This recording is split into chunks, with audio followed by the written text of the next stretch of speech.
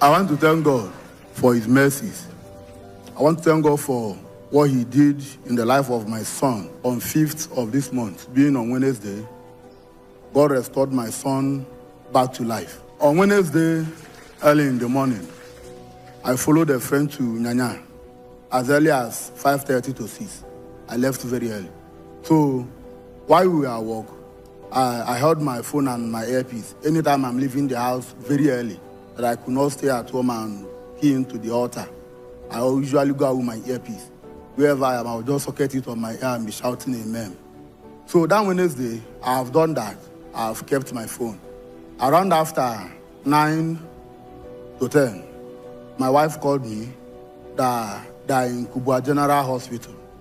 I said, what is happening in Kubwa General Hospital? She was crying and said, I should come. I have to quickly tell the person I'm with that I need to go to Kubwa General Hospital now. I left. So within my mind, I was like, what is happening? What took them to General Hospital? I rushed down. I saw my son lying lifelessly on the bed. I called my wife outside. I said, what happened? He said that as she woke up in the morning, because my boy, even if he goes to bed by 4:30 a.m. in the morning, he must wake up by 7:30 in the morning. He doesn't wake up by 8, by 7:30. So that morning, 7:30, he did not wake up. 8 o'clock, he did not wake up. To 9, he did not wake up. So my wife was like, let her finish everything she was doing. She will now wake her up and bath him. So that morning, after doing everything, now trying to wake the boy up, he will carry him up, he will slump like this. He will carry him up, he will flump down. He will carry him up, he will flump down. That was how he raised a shout. They rushed him to Kubwa General Hospital. So after telling me all this, I now went back. I bring out my phone immediately. I logged into that, oh Lord, show me message that morning. I placed it on his ears and left it there. The doctor said I should come. They even put drip, but the drip they put, I have tied it back again. It's not in his hand, they just tied rope. The doctor said I should come, I came. He said that he wanted to tell my wife. But when my wife said that I'm coming, he said if I come, he will tell me that he's afraid. But you have to tell me there is no life in my boy again. I said, which one is no life in my boy again? I asked him, are you married? He said, no. I said, it's because you don't have a child. If you have a child, you will not tell me what you just told me now. So I went back. I started praying. I placed my hand on the ground and declared, O earth, my father did not bury me, I will not bury my son.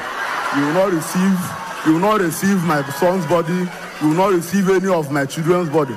I started praying. I started declaring, whosoever a thing and it come to pass when the Lord has not spoken. I started declaring, nobody gave me that child. That child came as a blessing from God. Testimonies and stories that come from the birth of that boy. His name is Ekenedri Chukwu Emerie. Thank God because he has given me victory. I started thanking God. I was praying.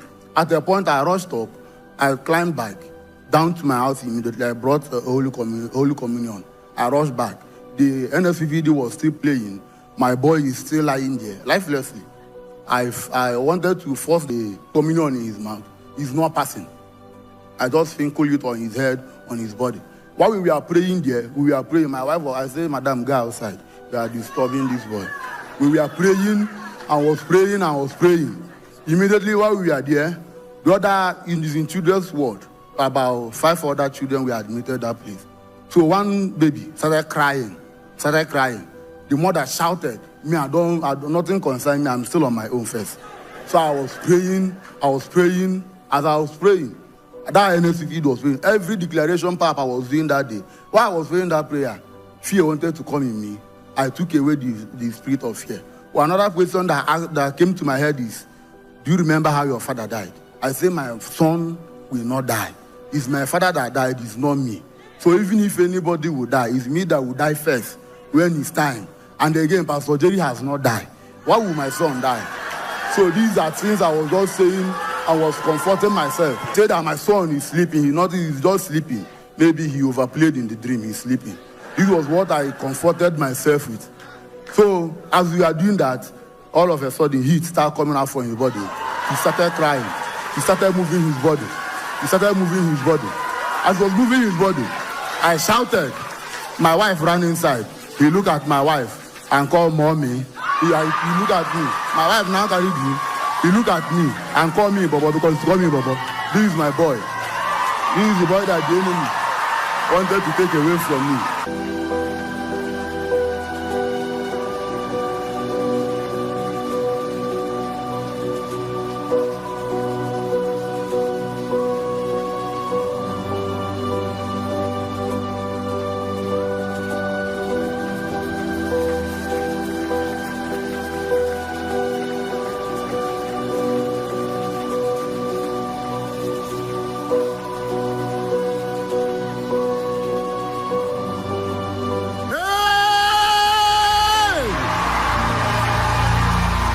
So, why, as my son has stood up, I'm now carrying him. My wife was carrying him also.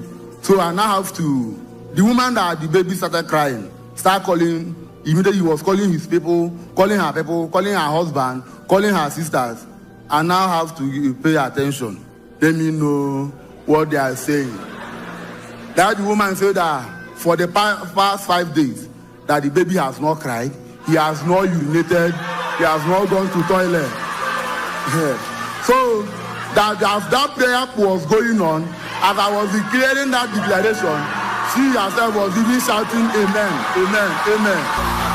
Immediately as that was going on, the baby started crying. As the baby was crying, the baby urinated on himself. As the baby urinated on himself, the baby poo-poo on himself. All this happened within in that room and in a minute. Meanwhile, before my sons started reacting to the prayer, when we were praying, one of the nurses said, "Leave them. They are the people of what God cannot do. They so much believe in miracle." I say yes, that we believe the miracle.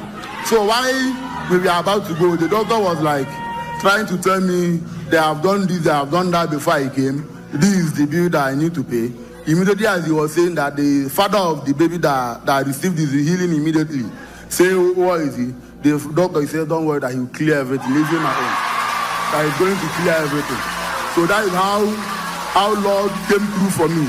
I cannot thank God enough. I cannot thank God enough for what He's doing for me in the life of this boy. This my baby is 2 years and some months now. I want to thank God for Pastor J. Yeze. Papa, God bless you. God bless you is an understatement. Pastor J. Yeze, I want to say that I want to join billions of people that is saying that the oil on your head will not run dry. You will live and keep saving people, and God will save everything that concerns you. I want to return all glory and honor to a Lord. What the Lord cannot do,